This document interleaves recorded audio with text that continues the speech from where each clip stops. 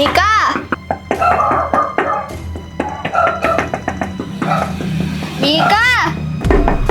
Mika! Kuya? Mika! Kuya? Mika! Kuya, natatakot ako dito. Mika, buksan mo yung pinto. Itatakas kita dito.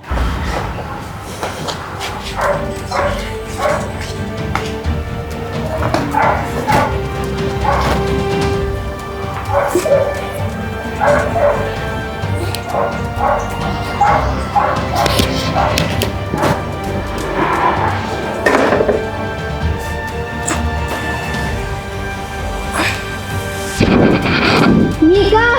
Kuya!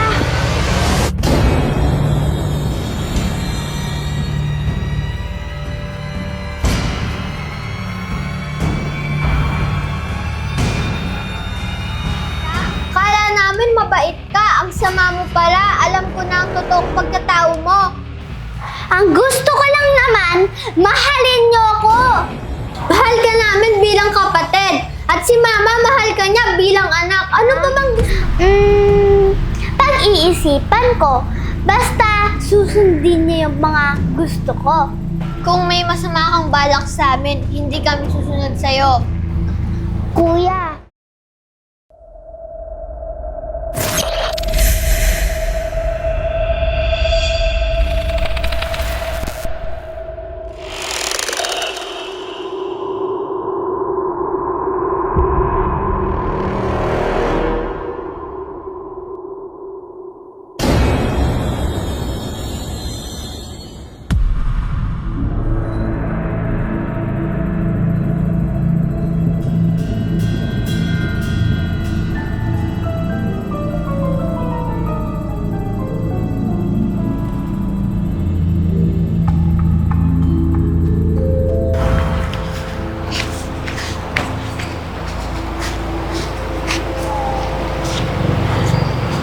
Bakit nandito tayo? Baka kung ano yung gawin sa atin ni Ate Mila. Huwag kang mag-alala, Mika. Hindi kita pababayaan. Kung may pinaplano kang masama sa amin, hindi ako magdadalawang isip na patulan ka. Calix, Mika, relax lang kayo. Tignan niyo yung paligid o ang payapa. Simple lang ang buhay dito. Anong ibig mong sabihin? Dito tayo maninirahan, dito din tayo bubuo ng isang masayang pamilya at ako ang nanay nyo. At kayo naman ang mga anak ko.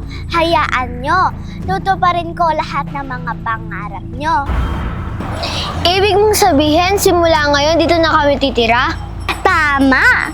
Simula ngayon, dito na kayo titira at hindi na kayo makakabalik sa dati niyong bahay. Ayaw ko sa'yo. Ayaw ko dito. Gusto ko kay Mama.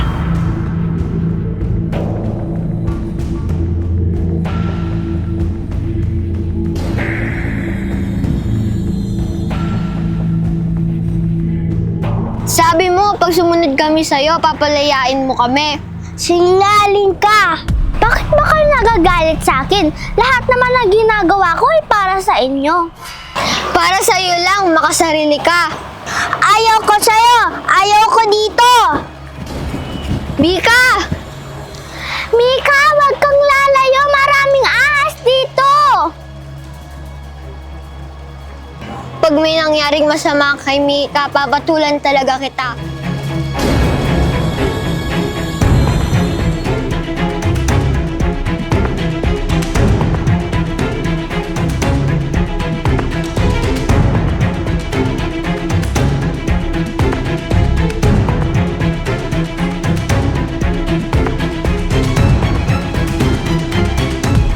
Mika!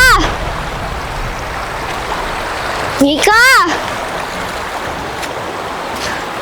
Mika! Nasaan ka, Mika? Mika!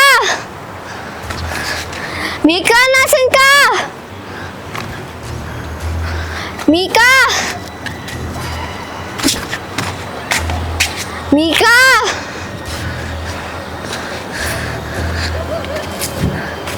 Mika, nasan ka? Mika!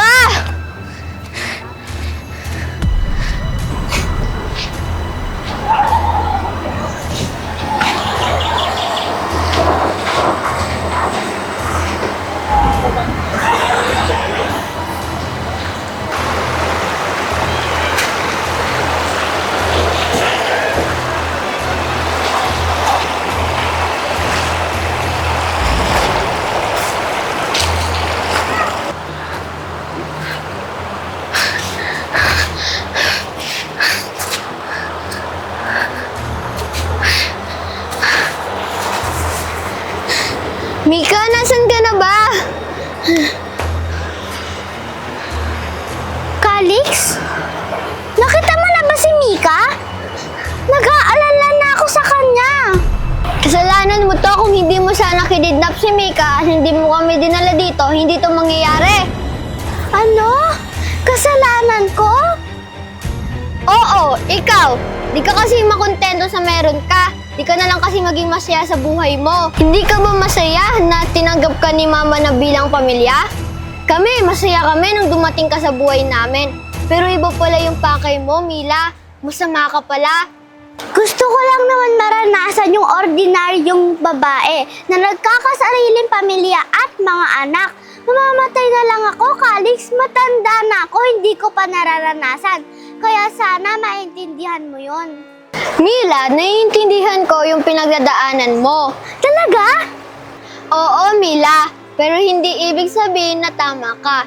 Naiintindihan kita pero mali talaga yung ginagawa mo.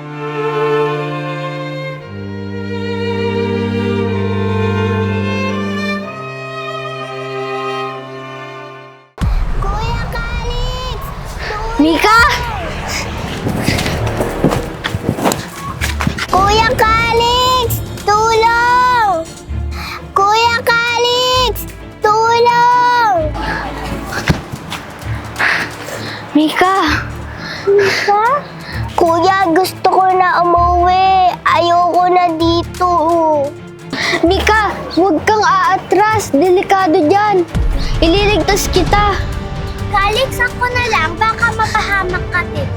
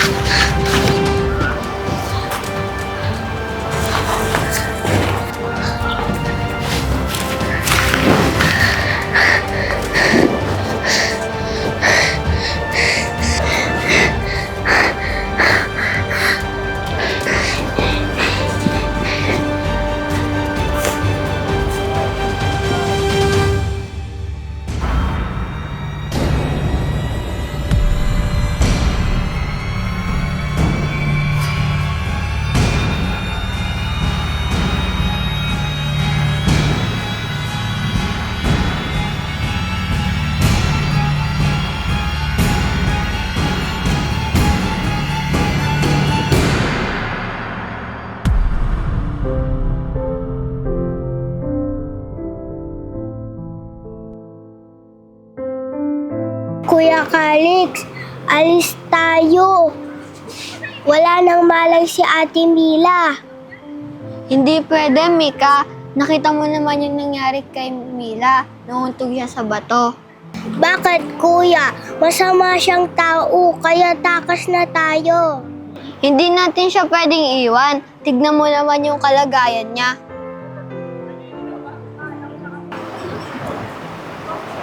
Mika, tandaan mo kahit naging masama man siyang tao sa'yo, kailangan pa rin natin siyang tulungan. Eh, siya naman yung may kasalanan eh. Mika, di ba turo sa atin ni Mama maging mabuti tayo at marunong magpatawad ng mga tao? Okay po. Mika, promise ko sa'yo, aalis tayo dito pag okay na si Mila. Okay po, kuya. Sana maging mabait po si Ate Mila.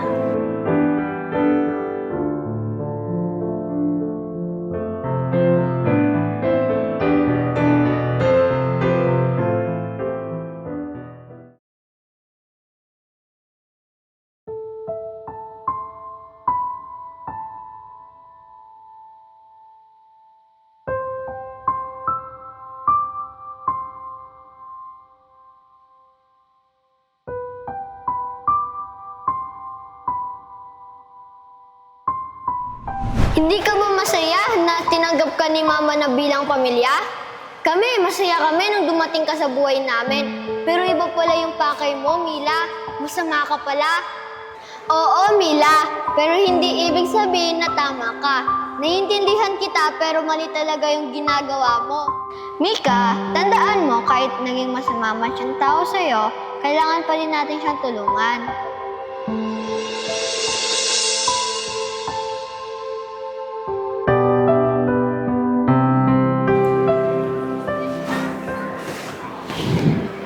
Mila, okay ka na ba? Ate Mila, okay ka na? Pasensya. Pasensya lahat sa nagawa ko sa inyo. Okay lang, ate. Teka, ba't ata nag-iba yung ugali mo? Dahil sa'yo, Kalik. Sa sinabi mo kanina, tama ka na kung anong meron ako, dapat masaya ako.